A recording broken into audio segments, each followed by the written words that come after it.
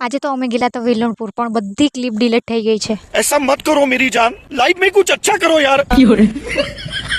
નથી ડિલીટ થયું. તમને શું લાગે દર વખતે મેં ડિલીટ જ કર્યા કરું કે આ મેં છું કે આજે સન્ડે છે એટલે ઘરે આવો જ હાલ રહી મારો ખુદને જોઈને બી હસવાતો છે.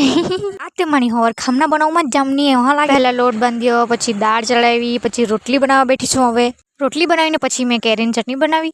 એ બનાવીને પછી મેં બધાને જમવાનું આપી દીધું. આજે તમારું આ જ કામ છે. પછી ખાધી મેં આ કેન્ડી જે પહેલા રૂપિયામાં મળતી હતી, હવે 5 રૂપિયામાં મળે છે.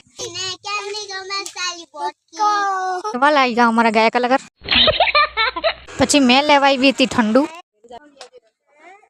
આ મારા પર ફ્રીજ ખોલવાડતું હતું પણ એની મમ્મીએ કીધું છે ત્યારે નહીં ખોલતી એમ. પછી એ જતું રહ્યું એટલે હું ઠંડુ લઈને આવી ગઈ ઘરે. આટલી ગરમીમાં બી સામાન લેવા જવું પડતું છે તો સામાન લઈને અમે આવ્યા ઘરે. પછી મારી ફ્રેન્ડ આવી એટલે અમે જવા લાગ્યા વેલણપુર.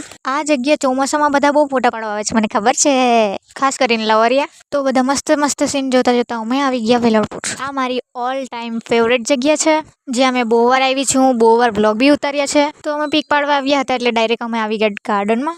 यहाँ पे इतना मस्त सीन रहता है पर क्या करे, पूरा दिन लवरिये ही घुसे रहते हैं यहाँ पे. શું કે વેલણપુરનું પબ્લિક સાચી વાત કરી ને. થોડા ઘણા ફોટા પાડીને અમે રખડવા લાગ્યા એમ જ. ક્યાં સીન હે યાર. સીન બહુ જોઈ લીધું, ખુદનું થોડું બી જોઈ લે. ને આ જે બેલ જેવા સંભળાયા ને એ સુગરમાં ઠોકે છે. 9 વાગે તો 9 ડંકા મારે, 1 વાગે તો 1 ડંકા મારે, એવું અહીંયા. તો ઇધર રખડ કે હમ થક ગए તો જાને લગે ઘર. વાસ્કો આવીને અમે ખાધી પાણીપુરી. ઘરે આવીને પાછું કરજેલિયા કામ નીકળ્યું તો પાછું કરજેલિયા ગયા. ત્યાંથી તરબૂચ લાવીને અમે આવી ગયા ઘરે. તો મળીએ કાલે, બાય. ને રીલમાં મેં જોયું હતું આજે પિંક મૂન દેખાણો તો દેખાતો નથી યાર.